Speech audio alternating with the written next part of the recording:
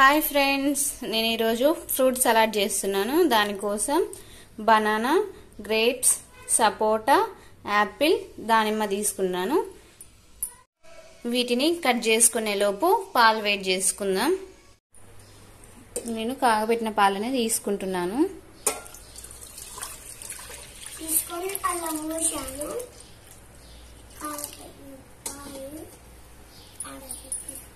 ముందుగానే కొన్ని పాలు తీసి పక్కన పెట్టుకున్నాను కస్టర్డ్ కలుపుకోవడానికి. ఇవి బాగా మరగనియాలి పాలు. ఇందులో వెనిలా ఫ్లేవర్ కస్టర్డ్ పౌడర్ వేస్తున్నాను 2 స్పూన్స్. దీన్ని బాగా ఉండలు లేకుండా కలుపుకోవాలి.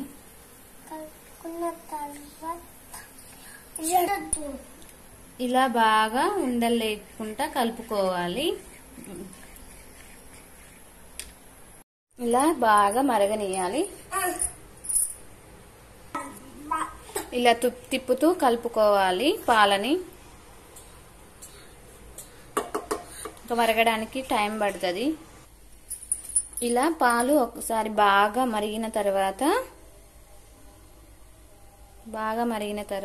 కస్టర్డ్ పౌడర్, మనం ముందుగానే కలిపి పెట్టుకున్న ఈ కస్టర్డ్ పౌడర్ని ఒకసారి కలుపుకొని ఇందులో పోసుకోవాలి.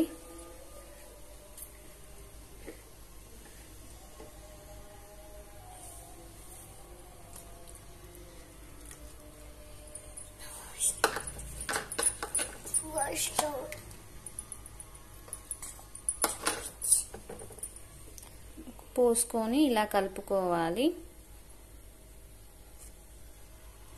ఎడ్జెస్ కి ఇలా పాలు పేరుకొని పోయి ఉంటాయి కదా, అవి కూడా తీసుకుంటూ బాగా కలుపుకోవాలి.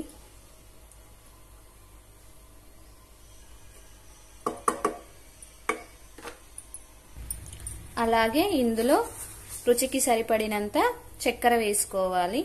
నేను ఈ కప్పు తోటి 3 కప్స్ వేసుకుంటున్నాను.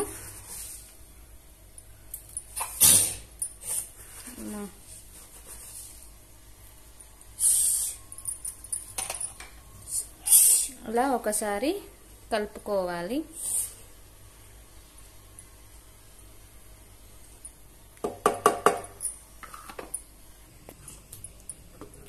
నేను చూపిస్తున్న విధంగా ఈ కన్సిస్టెన్సీలో స్టవ్ ఆఫ్ చేసుకోవాలి. బౌల్లోకి ట్రాన్స్ఫర్ చేసుకోవాలి.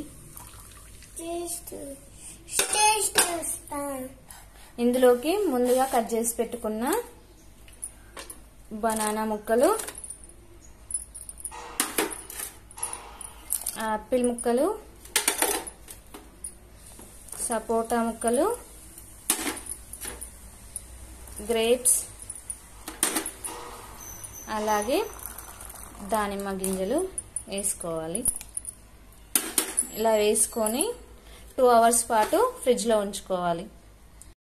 2 అవర్స్ తర్వాత తీసాను బయటికి. చల్లగా ఎంత బాగుందో.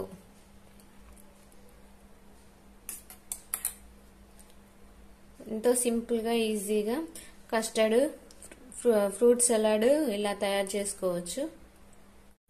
2 అవర్స్ తర్వాత తీసాను బయటికి.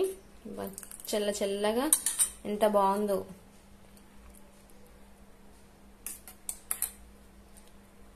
ఎంతో సింపుల్ గా ఈజీగా కస్టర్డ్ ఫ్రూట్ సలాడ్ ఇలా తయారు చేసుకోవచ్చు.